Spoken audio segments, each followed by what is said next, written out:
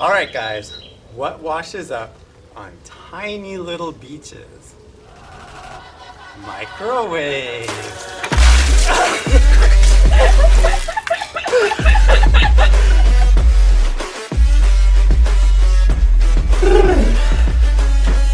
Alright my YouTube friends, what have I learned?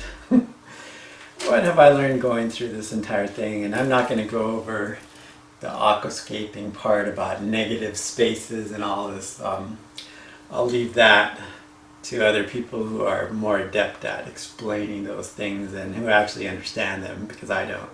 Still kind of flying by the seat of my pants on this one. So anyway, but what I have learned while doing physical stuff here, with actually maybe start with the breaking of the rock. The rock isn't always going to break where you want it to unless you have some of those. They make a big giant tile saw that has like a 12-inch, 14-inch blade on it. And I bet with that thing I could have gotten through some of this in one slice. But I think I did pretty good. So one of the things that helped me do that was when I scored it with the, and use a skill saw, right? If you can put a masonry blade on a skill saw, use that. Because that was amazingly fast. Using the wet saw just kind of took forever, just mostly because it had such a small little blade on it, and I think I was only able to cut 2 inches deep, and some of these little things stuck out so far I would only get like a ½ inch cut on it and stuff. So anyway, don't be afraid to use the skill saw. I just put my foot on it, because the masonry bit, it's not going to really go through your shoes if you're wearing some really good shoes. But even if that stuff does, you can just throw it off to the side. Remember, I'm just a YouTube guy. Don't do this at home. So where was I going with that? Yeah, skill saw. That was super easy. You could also put some vice grips on some of this stuff and just you run the skill saw through it. But when you smack that the masonry chisel with the sledgehammer, the little mini sledgehammer that I had, smack it hard. Don't just use a hammer, that's going to be too light. Smack it really hard with the mini sledgehammer and it went through nice and clean. That's if you want a nice clean flat cut.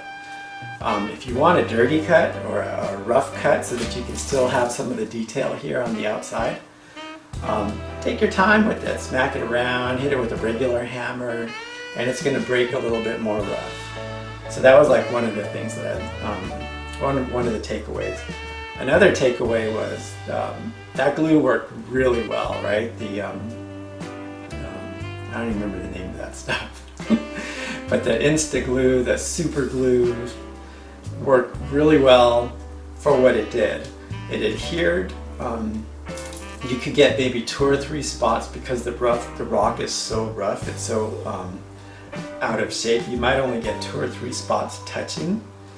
And so it worked really well on those 2 or 3 spots to hold it until you could put some Marco in there.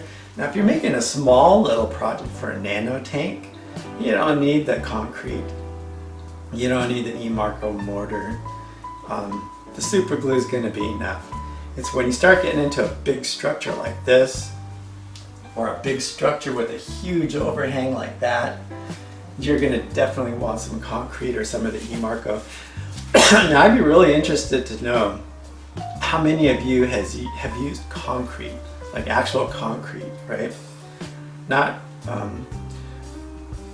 cement, not concrete, cement, the actual cement, the fine powder cement, not with all the little rocks in it and stuff, but just the regular cement. How many have used that in aquarium projects instead of having to use this E-Marco stuff? I heard that you can use the cement, but it takes longer to cure. Like it can take up to a month or 2 months to cure. And you want it to cure, otherwise I think the cement, if it hasn't cured, it leaches off different chemicals and stuff that can kill your fish. Or this is at very best, it's not good for your fish. Or your livestock or your corals. Yeah, so I'd be interested to know, maybe what I've read is wrong, because there's not an actual study in there. The cement company doesn't say, look, it's aquarium safe, blah, blah, blah, blah. So it's just people like me flying by the seat of their pants, just talking out the side of their neck. Which I did with the, turned out okay. This E-Marco stuff, sand in there. You can still see some of the the pink that's coming through, but I think it's going to have a nice look once it gets the, and it's all temporary anyway, right? Because it's all going to be covered in ugly brown algae pretty soon. No, let's hope not. Cross my fingers. No brown algae. Let's find out. All right, so cutting the rock, the glue worked great. If you're putting a big structure, E-Marco. One of the other things that I think I've learned on this is the rock kind of does what it wants to do, right? Like I had an idea of where I wanted this to go, but it didn't end up there because the shape of the rock wouldn't let me get there. I probably could have worked the rock a little bit more, maybe broke some of it even smaller and got to where I wanted to go. But this is better than where I wanted to go. It kind of looks funky now, but I'm picturing it in the tank. It's going to look pretty nice. Got my little shelf here that little corals are going to be on. I've got a nice little foot at the bottom that's going to hold it pretty steady.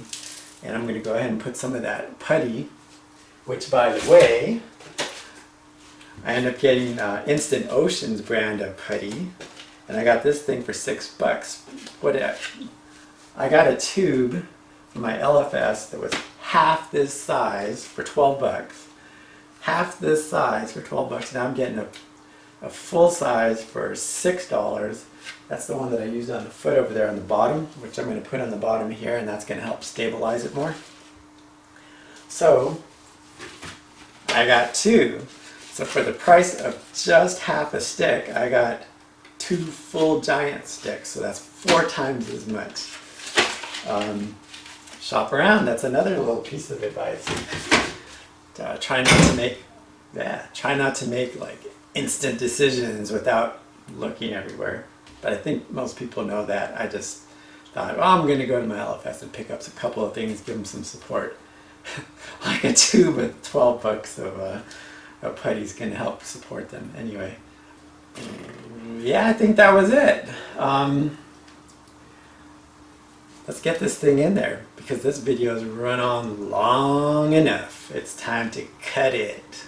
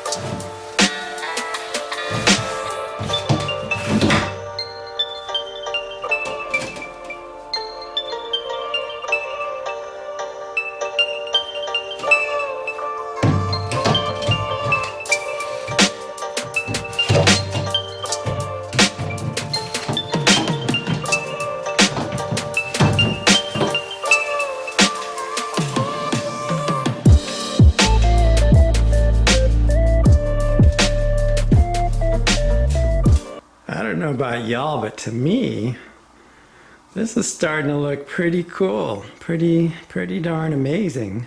Spicy Reef here, signing off.